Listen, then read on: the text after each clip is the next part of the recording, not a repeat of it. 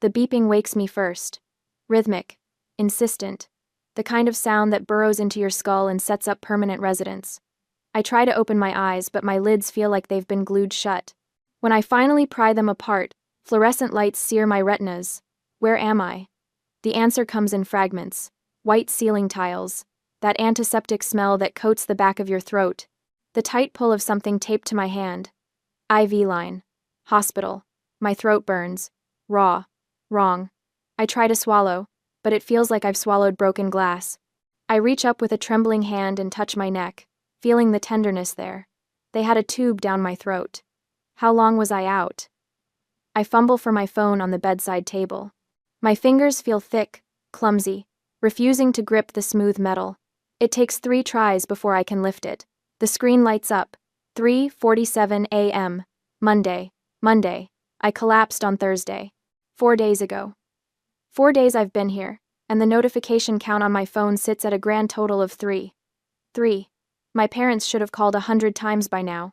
Kinsley would have blown up my phone with dramatic voice messages about how worried she was, how I scared everyone. That's how it always goes when I'm unavailable for more than a few hours. They panic.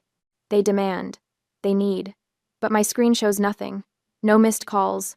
No frantic texts, asking where I am or if I'm okay. I tap the notification icon, and my stomach drops through the hospital bed. Bank of America. $12,400 charge at Cabo San Lucas Resort, posted 2 days ago. My vision blurs, and I have to blink hard to clear the fog. I read it again. $12,400, Cabo San Lucas. I've never been to Cabo San Lucas. I haven't been anywhere in 3 years except Seattle and the occasional logistics conference in Portland. The second notification is Instagram. I don't even remember the last time I opened Instagram. Kinsley lives on it, posts her entire existence for strangers to consume. I only keep the app because she guilt trips me when I don't like her photos fast enough. I tap it. My thumb shakes so badly I almost drop the phone. The image loads, and something inside my chest cracks open. Preston, Deidre, Kinsley, all 3 of them clustered around a table, margaritas raised high, the ocean glittering behind them in perfect sunset lighting. My father wears that stupid Hawaiian shirt I bought him last Christmas. My mother has her hair done in beach waves, makeup flawless. Kinsley is mid-laugh, head thrown back, designer sunglasses perched on top of her head. The caption reads, Healing Trip W, the fam. Disconnect to reconnect. Family first. Posted yesterday. While I was at the hospital, they were toasting each other in Cabo. The third notification is a voicemail. I press play, even though part of me already knows what I'll hear. Callie, it's Mom. We just wanted to let you know we made it safely. The resort is absolutely gorgeous. Your father says the golf course here is top tier. Anyway, we'll check in later. Love you. Chipper. Breezy. Not a single question about why I haven't responded. Not a flicker of concern that their daughter, who works 70-hour weeks and never takes a day off, has gone completely silent. Because they know. They know exactly where I am. The hospital called them. They had to. I'm the one who pays for their cell phones. I know the number by heart. Someone from this hospital called my emergency contacts and told them their daughter was in the ICU with sepsis. And they chose margaritas. My hand shakes violently now as I scroll back further, past the cheerful vacation photos, looking for something. Anything. A worried text from 4 days ago. A missed call, time-stamped right after my collapse. Nothing. But there is something from 5 days ago. Before I collapsed. Kinsley. Need $500 as soon as possible. Dress for Cabo didn't fit. Don't ignore me. I remember that text. I was at my desk, files stacked in towers around me, trying to reconcile a shipment discrepancy that would cost the company 6 figures if I didn't fix it. The pain in my abdomen had been building for hours. Sharp, insistent. I kept telling myself it was just stress, just another reminder that I needed to eat something other than vending machine crackers. Kinsley's text came through, and I did what I always do. Pulled up my banking app, hovered my thumb over the transfer button. The pain spiked then, white hot, blinding. I remember falling. The cold tile of the office floor against my cheek. My phone still clutched in my hand. Kinsley's text still open on the screen. I remember thinking, even as the edges of my vision went dark, that I needed to send the money first. Kinsley needed that dress. It was important to her. I couldn't let her down. I collapsed, trying to fund their vacation while my organs were shutting down. The door to my room opens and I expect a nurse. Instead, I see Aunt Lenore. She's the only one who came. Preston's older sister, the one who has been estranged from the family for 15 years, ever since she refused to co-sign a loan for one of his investment schemes. She looks exactly like I remember. Steel gray hair cut sharp at her shoulders, eyes that miss nothing. "You're awake." She crosses to my bedside, sets down a leather portfolio I recognize from her forensic auditing days. "Good, we have a lot to talk about." "How did you know I was here?" My voice is a wreck, gravel grinding against stone. "The hospital called me. You listed me as your primary emergency contact 2 years ago." She pulls up a chair, sits down like she's settling in for a long conversation. "Smart move, sweetheart." I answered on the first ring. "And my parents?" Lenore's expression doesn't change, but something flickers in her eyes. Rage, maybe, or disgust. "They answered too." The words hit me like a physical blow. "They answered?" Preston told the hospital the vacation package was non-refundable. Said he had a networking golf tournament the next morning that he couldn't miss. "Your mother said you were probably being dramatic." Lenore leans forward. "They chose Cabo over you, Callie. Consciously, deliberately." I should cry. I should feel something break. But instead, I just feel cold. A nurse appears in the doorway. Young. Kind-faced. "Miss Howard, do you want us to try calling your parents again?" "We can." "No." The word rasps out harder than I intended. The nurse blinks. I look at the Instagram photo one more time. My father's satisfied smile. My mother's perfect hair. Kinsley's carefree laugh. Then I hand my phone to Lenore. My grip is weak, but my intent isn't. "Block them," I whisper. "Block all of them."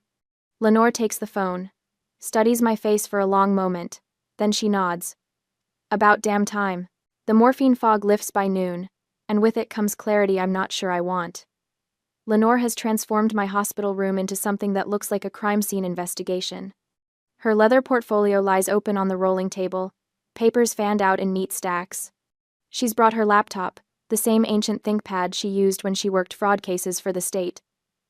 "How long have you been tracking them?" I ask. 8 months. She doesn't look up from the screen. "Started the day Preston called me drunk, bragging about his high-yield investment strategy. Said he was bringing in 12% returns quarterly." She glances at me. "You know what legitimate investments are returning right now? Maybe 4% annually if you're lucky." "Bingo." She taps a key, and the printer on the windowsill starts humming. So I got curious. Started pulling public records. Your credit report. Property filings. My chest tightens. "You can't access my credit report." "You're right. I can't." She slides a paper across to me. "But you can. You signed this authorization 2 years ago when you made me your emergency contact. You were smart even then, sweetheart. Some part of you knew." I take the document, my signature, my handwriting. The memory flashes back at the exact moment I signed it. I nod and ask, "What did you find?" Lenore pulls out a folder. Red, the color she always used for active fraud cases. "Your family doesn't have a CFO, Callie. They have you. Unpaid, unappreciated, and completely bled dry." She opens it. Preston hasn't held a legitimate job in 6 years. He calls himself a high-risk investment consultant, but what he actually runs is a small-scale Ponzi scheme. Takes money from new investors, uses your income to pay returns to old ones. The beeping of my heart monitor picks up pace. It gets worse. She pulls out another sheet. "This is a HELOC, home equity line of credit. Taken against your house 3 months ago. $60,000. The number doesn't make sense. I didn't take out a HELOC." "No, you didn't." Lenore's jaw tightens. "But someone did. Someone who forged your signature and had it notarized by someone who should lose their license." I stare at the document. The signature looks like mine, close enough that a bank wouldn't question it. But I know I didn't sign this. I would never leverage my house. It's the only thing I own outright, the only safe place I have. "I can't prove this in court yet," Lenore says. "Not without more evidence. But I can prove it to you." She turns the laptop toward me, pulls up a video file. The thumbnail shows my kitchen. "Ring camera?" I ask. From your doorbell, the one that also covers your kitchen if the door's open. She hits play. The footage is from 7 weeks ago. I was at a conference in Portland that weekend. I remember because Kinsley complained I'd miss her birthday brunch. On screen, Preston sits at my kitchen table. Papers spread out in front of him. The HELOC documents. He's got a pen in his hand, practicing something on a legal pad. My signature. He does it over and over, checks it against something on his phone. Probably a photo of my real signature. Tries again. Deidre leans over his shoulder, watches. When he finally gets it right, she actually claps. The notary arrives 20 minutes into the video. A woman I've never seen before. She barely glances at the signature. Doesn't ask for ID, just stamps the document and takes her cash payment. Lenore pauses the video. That's felony fraud, bank fraud, identity theft, 10 years minimum if prosecuted federally. I can't look away from the frozen image. My father's satisfied smile, my mother's approval, the casual criminality of it. How much is left? My voice sounds distant, like it belongs to someone else. Of the $60,000? About $800. The air leaves my lungs. The rest went into Preston's investment scheme. He used it to pay returns to 3 separate investors who were getting nervous. Bought himself another quarter of looking legitimate. I think about the dress Kinsley needed. $500. There are 2 primary threats, Lenore says, switching into the clinical tone I remember from her investigator days. Preston is the financial predator. He'll bleed you until there's nothing left, then declare bankruptcy and leave you with the debt. Kinsley is the reputation leech. She'll destroy your credibility to preserve her victim narrative. What do I do? You purge. She pulls up a list on her phone. Every supplementary card in your name, every account they have access to, every automatic payment that touches your money. You cut it all off. Right now. No warning. No explanation. My hands shake. They'll lose their minds. Good. Lenore's eyes are hard. Let them. You're in a hospital bed because you worked yourself into sepsis trying to keep them comfortable. They're in Cabo drinking on your dime. You don't owe them a soft landing. She's right. I know she's right. But 32 years of conditioning doesn't evaporate because of one Instagram photo. Start with the cards, Lenore says. She hands me my phone, already open to my banking app. Lock them all. I navigate to the supplementary card management screen. 4 cards, Preston, Deidre, Kinsley, and one for Grandma Betty that I forgot existed. I tap the first one. Preston Howard. Status. Active. Last charge. $340 at a golf pro shop in Cabo. Yesterday. I select Lock Card. A confirmation screen appears. Are you sure you want to restrict this cardholder's access? My thumb hovers over. Confirm. He's at dinner right now. Lenore says quietly. Checked his Instagram story 20 minutes ago. Some oceanfront restaurant. Expensive place. He's probably trying to recruit new investors over lobster. I press confirm. Then Deidre's, then Kinsley's, then Betty's. 4 cards locked in 90 seconds. Now the fraud alerts, Lenore says. Call the credit bureaus. Tell them you're a victim of identity theft, and you need an immediate freeze. I make the calls. TransUnion, Equifax, Experian. It takes effort. My voice cracks, and I have to repeat myself twice to the automated system, but I do it. Each one seals another door Preston was using to access my financial life. Final step, Lenore says. The joint accounts. We don't have joint accounts. You have 3 accounts that list Preston Howard as an authorized user. He can't withdraw, but he can see every transaction you make. She pulls up the statements. He's been monitoring your spending patterns for at least 2 years. That's how he knew exactly how much he could take without you noticing immediately. The violation of it crawls across my skin. I remove his access from all 3 accounts. Lenore checks her watch. In about 20 minutes, your father is going to try to pay for dinner. His card will be declined.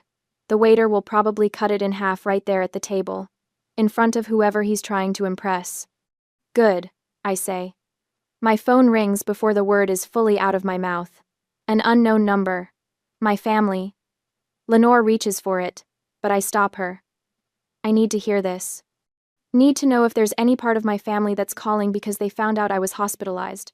Any fragment of him that's actually my family instead of my accountant's. I answer. Put it on speaker. You made me look like a fool. My father's voice is pure rage. Not worried. Not concerned.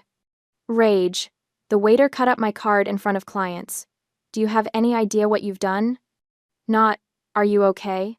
Not, we heard you were sick. Just fury that his access to my money got interrupted. Fix this, he demands. Right now. I don't care what kind of tantrum you're throwing. Fix it. Effin. Lenore's hand covers mine on the phone. Steady, grounding. No, I say. What? No, I'm not fixing anything. Callie, I swear to God if you don't. I hang up, turn off the phone, set it face down on the table. Lenore squeezes my hand. How do you feel? Like I just cut off my own arm. Like I can finally breathe. Like I'm going to throw up. Like I'm free.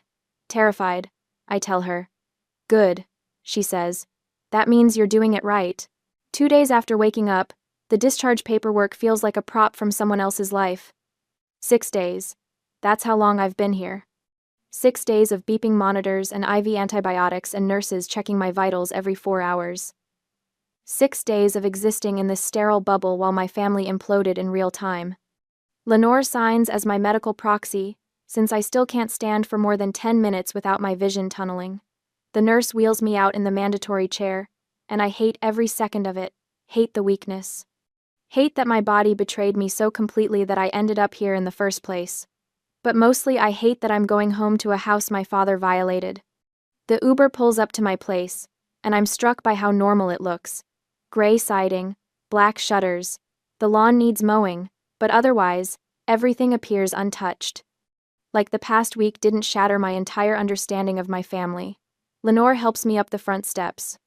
My abdomen still aches with every movement, a constant reminder of how close I came to dying while they sipped cocktails. Inside, the violation becomes visible. Preston's coffee mug sits on my kitchen counter. Not washed. Just abandoned there like he planned to come back and finish it. Deidre's reading glasses are folded on the arm of my couch. The throw pillows are rearranged in that specific way she prefers, the decorative ones shoved to the corners. They were living here. While I was intubated, they were living in my house like it belonged to them. Don't touch anything yet, Lenore says. She's already pulling on latex gloves from her purse. Always prepared.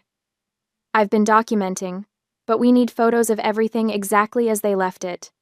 I lower myself onto a dining chair, the only piece of furniture that doesn't feel contaminated. Lenore moves through the rooms with professional efficiency, her phone camera clicking steadily. She opens drawers I didn't even know they'd accessed. My home office, my bedroom closet, the storage boxes in the garage. How bad is it? My voice comes out thin, bad enough. She returns with a banker's box, sets it on the table in front of me, but also stupid enough. Inside are documents. So many documents. Bank statements with my forged signature, printouts of wire transfers, a ledger in Preston's handwriting tracking investments that don't exist. And underneath it all, a business registration form for something called Apex Horizons LLC, Nevada filing. Preston listed as managing member. What is this? That, Lenore says, pulling up a chair, is where your HELOC money went. Not to bills, not to their mortgage, to a shell company Preston set up 18 months ago. My hands shake as I flip through the pages. $60,000, siphoned in increments small enough that I wouldn't notice on statements I barely checked. The money didn't disappear into generic family emergencies. It went into an account Preston controlled completely. He's been running this scheme for 8 years minimum. Lenore spreads out a timeline she's constructed, color-coded, cross-referenced. Small investors, mostly people from his golf club. He promises 12% returns, pays out the first few dividends to build trust, then uses new investor money to pay old investors. A Ponzi scheme. A Ponzi scheme. She taps the Nevada filing. This is the infrastructure. He thought Nevada's privacy laws would protect him. He thought you'd never look. I stare at the evidence, at the proof of my father's systematic fraud, laid out in neat columns. Part of me wants to feel shocked, but mostly I just feel cold. My phone buzzes. Grandma Betty. Again. She's called 4 times since yesterday. Left 3 voicemails that Lenore previewed for me, each one more aggressive than the last. The messages all follow the same script. I'm selfish. I'm cruel. I'm destroying the family over a misunderstanding. The felony fraud doesn't rate a mention. The phone buzzes again. I reach for it, but Lenore's hand covers mine. You don't have to answer. She'll just keep calling. Let her. But the buzzing continues. Insistent. Demanding. The same ringtone I assigned her years ago because she complained when I didn't answer fast enough. I pull my hand free and accept the call. Put it on speaker because I'm too tired to hold the phone. Finally. Grandma Betty's voice fills my kitchen, sharp and certain. Do you have any idea what you've put your parents through? They had to fly home in economy class, Callie. Economy. Your mother's back has been out for 3 days. I was intubated, Grandma. And that's very unfortunate, sweetheart, but you're fine now. Preston says you've frozen all the accounts over some billing confusion. You need to fix this immediately. Billing confusion? That's what he's calling it. He forged my signature on a $60,000 loan. Oh, don't be dramatic. You have so much, and they have so little. It is your duty to share. Family takes care of family. There it is. The foundational belief that's governed every interaction we've ever had. Family takes care of family, which in practice means Callie funds everyone else's choices without complaint. Preston says you're destroying the family over a misunderstanding. Betty's voice softens, turns coaxing. You've always been such a good girl, Callie. So responsible. Don't let pride ruin what we have. Lenore reaches for the phone, her expression fierce.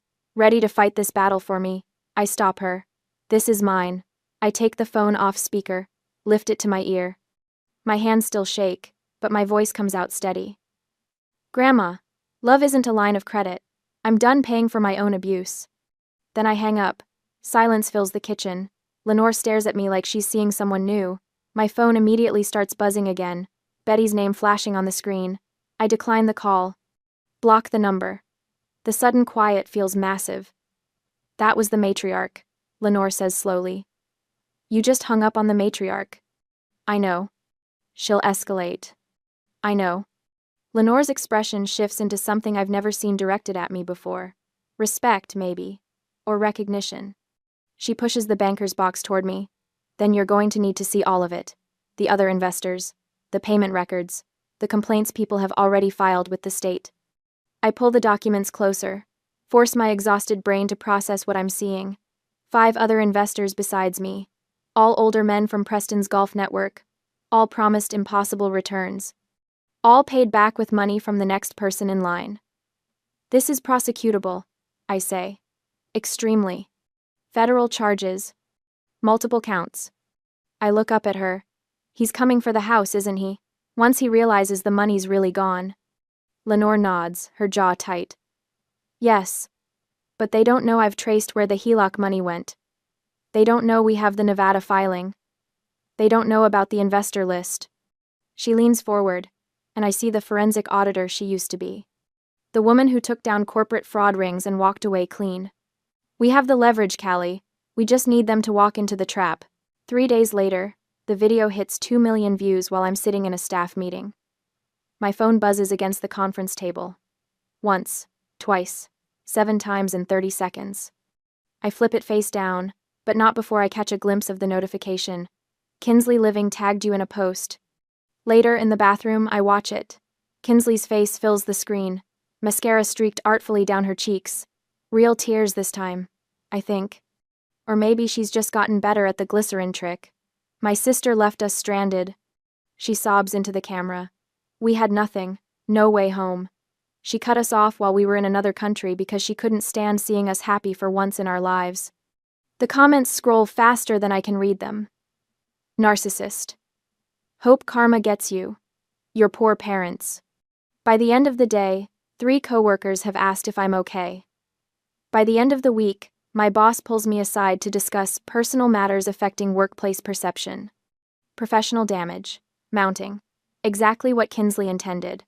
2 weeks after the video goes viral, Preston's lawyer sends the demand letter. Lenore brings it to my apartment on a Tuesday evening.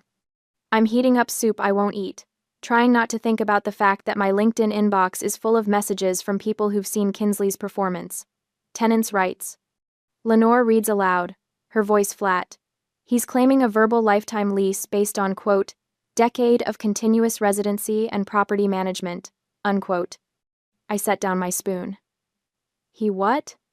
It's a stalling tactic. Ties the house up in court for years while he lives there rent-free. She flips to the next page. His lawyer is decent. Not great, but decent enough to make this expensive for you. The number at the bottom of the estimate makes my stomach turn.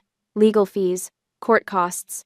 Years of my life spent fighting while Preston plays victim and Kinsley racks up views. I think about the Instagram photo. Ask.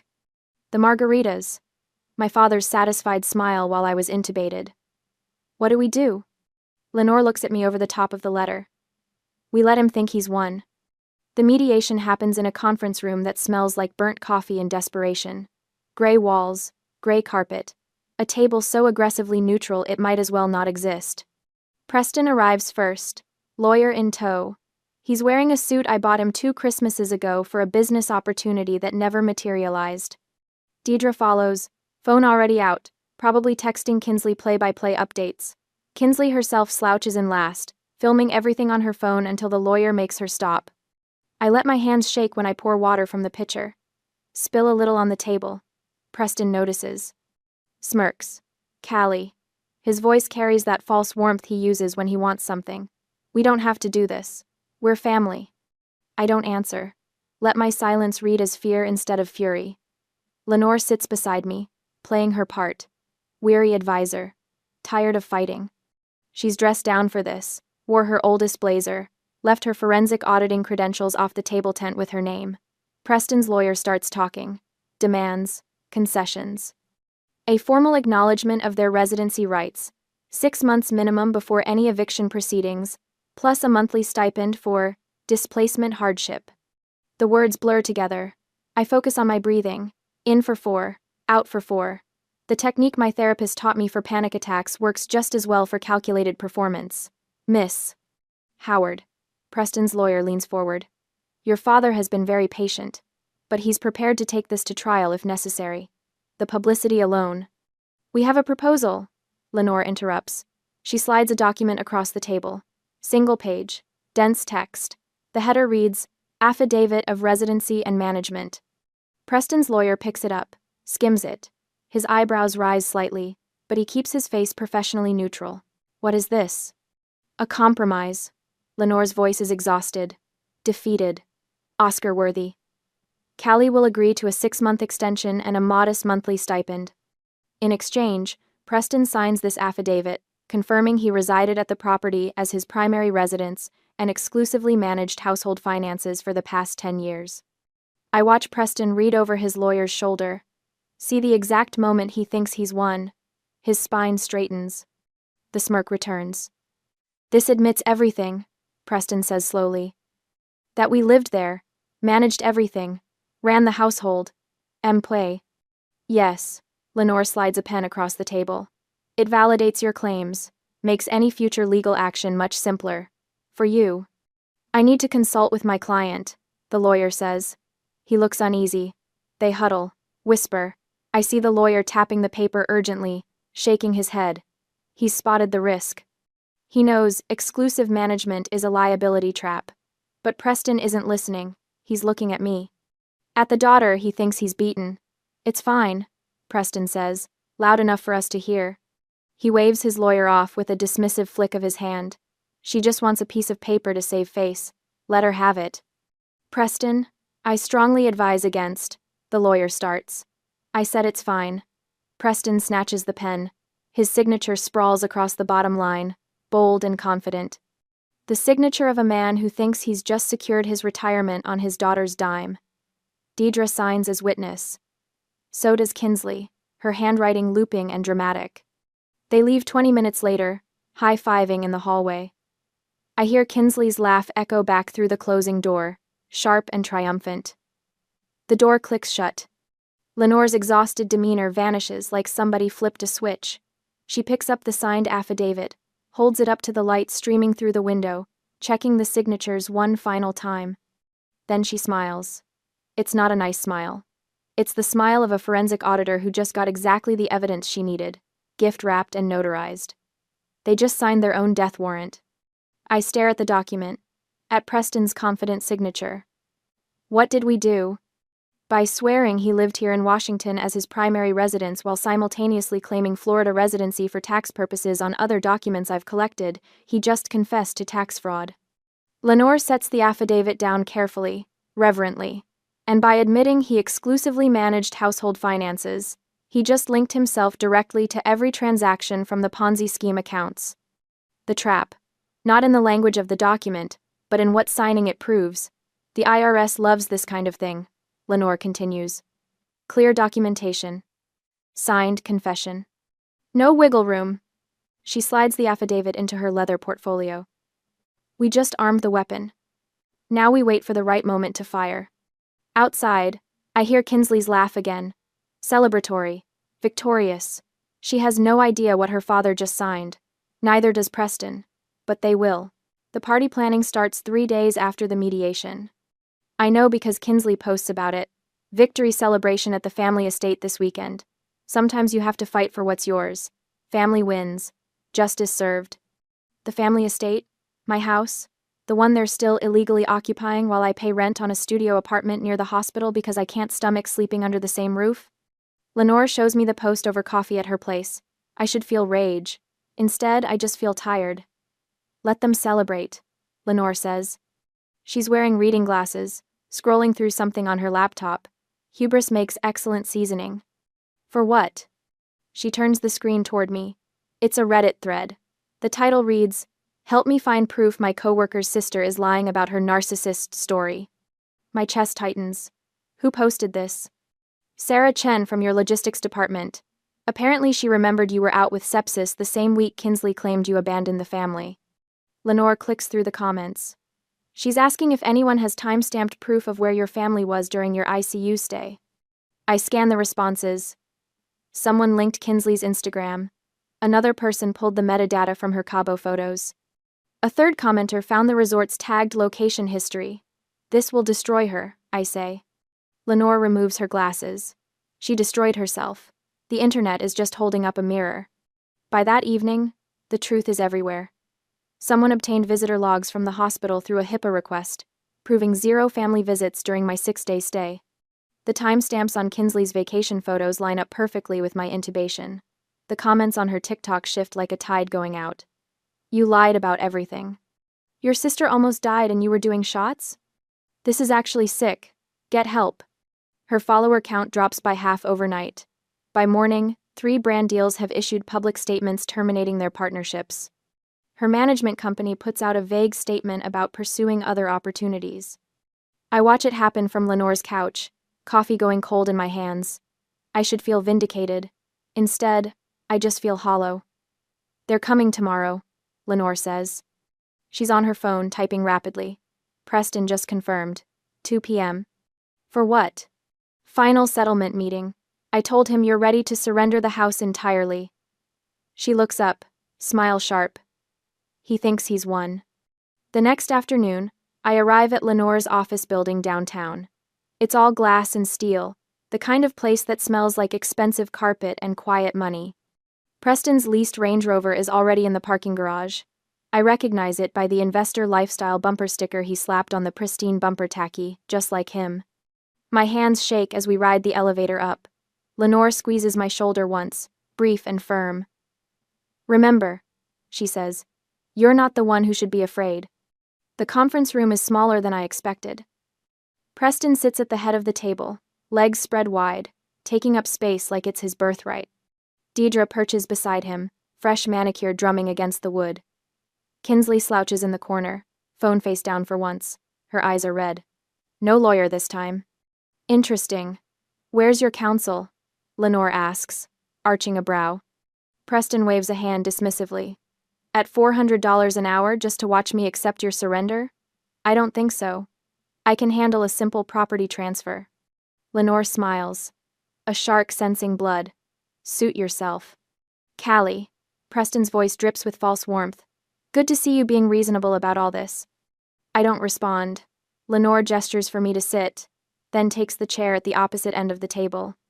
Between us, she places 2 items. The signed affidavit from last week and a thick manila envelope. Pre-stamped. Pre-addressed. Internal Revenue Service, Criminal Investigation Division. Preston's eyes flick to it. Something crosses his face. Not quite fear yet. Just calculation. What's that? Deidre asks. Lenore folds her hands. Insurance. She opens a leather folder. Inside are two subfolders, labeled A and B. She slides folder A across the table. This contains Ring camera footage from Callie's kitchen showing you, Preston, practicing her signature. 47 attempts before you got it right. She taps the folder. It shows the notary arriving, shows you forging the HELOC documents. That's bank fraud, identity theft, 10 to 15 years in federal prison. Preston's face drains. That's not what that is. I was just... The notary already cooperated with authorities. He's willing to testify in exchange for a reduced sentence on his other cases. Lenore doesn't raise her voice. Doesn't need to. Folder A goes to the FBI if you walk out that door without signing the voluntary surrender. Deidre makes a small sound, almost a whimper. Lenore slides folder B forward. This one's even better. Remember that affidavit you signed last week? The one where you swore under oath that you lived in Washington as your primary residence, while exclusively managing all household finances? Preston's hands curl into fists. That's interesting, because your Florida driver's license says you're a resident of Orlando. So does your tax return from last year. And the year before. And every year since 2016. She opens the folder, revealing page after page of documentation. You claimed Florida residency to avoid Washington's capital gains tax. But you just signed a legal document admitting you lived here. That's called tax fraud, Preston. I'll recant. His voice comes out strangled. I'll say I was confused. Then I mail both folders to federal investigators and you get charged with perjury on top of everything else. Lenore leans back. But wait, there's more. She pulls out another set of papers. Financial ledgers, bank statements, names I don't recognize. By admitting you managed Callie's household finances, you legally tied yourself to every account that received funds from her income, including the Nevada Shell Company, including the investment scheme accounts. She spreads them across the table like a poker hand. We have 12 investors ready to file complaints. We have wire transfer records. We have your signature on documents promising returns you knew you couldn't deliver. Those were legitimate investments, Preston says, but his voice cracks. Then you won't mind explaining them to a grand jury. Silence fills the room like water rising. Deidre is crying quietly. Kinsley stares at the table, motionless. Preston looks at me finally. Really looks at me. Callie, sweetheart, this is your aunt twisting everything. You know me. You know I'd never deliberately hurt you. We're family. His voice shifts, takes on that wheedling tone I've heard 1,000 times. We made mistakes. People make mistakes. But we raised you. We loved you. Doesn't that count for something? Once, that tone would have shattered me, would have pulled me right back into the cycle. Now I just wait for Lenore to finish. She taps the pre-stamped envelope. Here's how this works. You sign the voluntary property surrender right now. You vacate within 24 hours. I file a simple eviction on record. No criminal charges. You walk away with your freedom. Or, Preston asks, or you refuse, and this envelope goes in the mail the second you leave. FBI, IRS, every investor complaint filed simultaneously. You'll be in federal custody within a week. The fluorescent lights hum. Someone's phone buzzes. Kinsley, probably. Another brand deal falling through. Preston's hand trembles as he reaches for the pen. Just a small loan, he says, voice breaking. To help us move. Start over. $5,000. You have so much, Callie. Just $5,000. Every cell in my body recognizes this moment. The final test. The last chance for old patterns to reassert control. Old Callie would have checked her bank balance before he finished the sentence. I stand. Look him directly in the eye. No. One word. Clean. Final. His face crumples. Not with sadness. With rage. With disbelief that his asset is refusing to perform. He signs. 18 hours later, I stand in my house while Lenore changes the locks. The place is empty except for the furniture I bought. They took their clothes, Preston's files, Kinsley's ring light setup. Nothing else. The silence is extraordinary. My phone buzzes. Grandma Betty's name lights up the screen. I let it go to voicemail. already knowing what it'll say. Family betrayer. Ungrateful. Cold-hearted. I delete it without listening. Through the window, I watch the sunset, paint my neighborhood in shades of copper and gold. My abdomen still aches sometimes, phantom pain from the sepsis, but my chest feels light, free. The house sells 3 months after the eviction. I watch the closing documents slide across the table at the title company, my signature steady where Preston's once trembled. After paying off the fraudulent HELOC, there's no profit, just zero. A clean slate where contamination used to be. I take the last check and walk out into rain. My new apartment overlooks Puget Sound from the 3rd floor of a 1,970 building in Ballard. 800 square feet, 1 bedroom, a balcony barely wide enough for 2 folding chairs. It costs half what the house did, and when I wake up here, my chest doesn't feel like someone parked a truck on it. No ghosts, no debts, just mine. 6 months after the eviction, I meet the first grant recipient in a coffee shop near Pike Place Market. Her name is Rebecca, 28. Shaking hands, clutching a folder of financial documents she's afraid to open. My brother took out credit cards in my name, she says. I didn't know until collections called my work. I recognize the look in her eyes. The shame that doesn't belong to her but sits there anyway, heavy as a stone.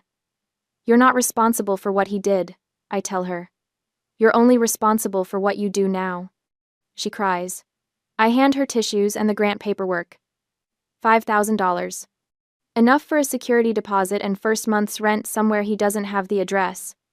How did you stop feeling guilty? She asks. I think about that for a moment.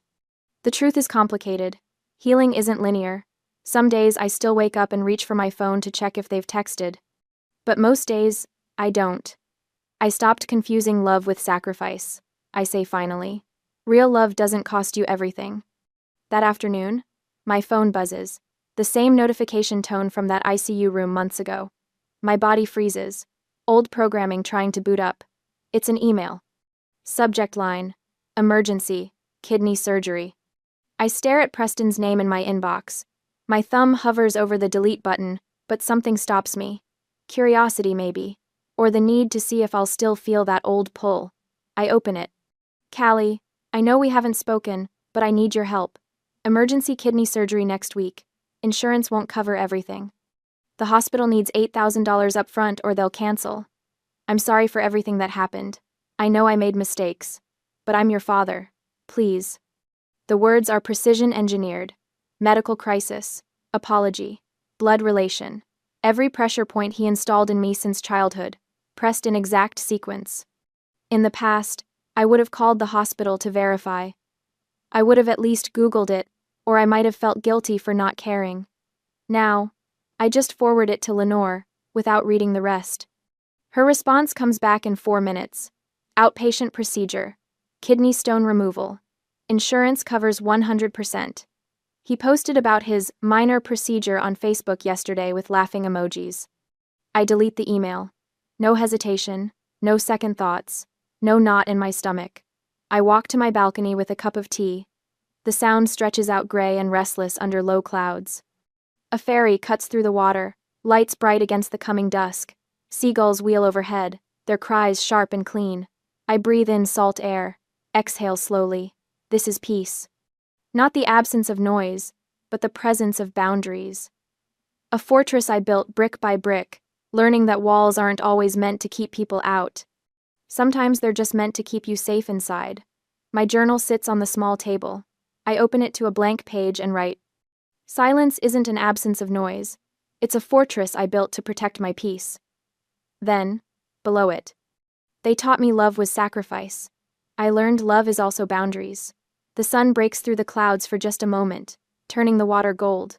I close the journal and let myself smile.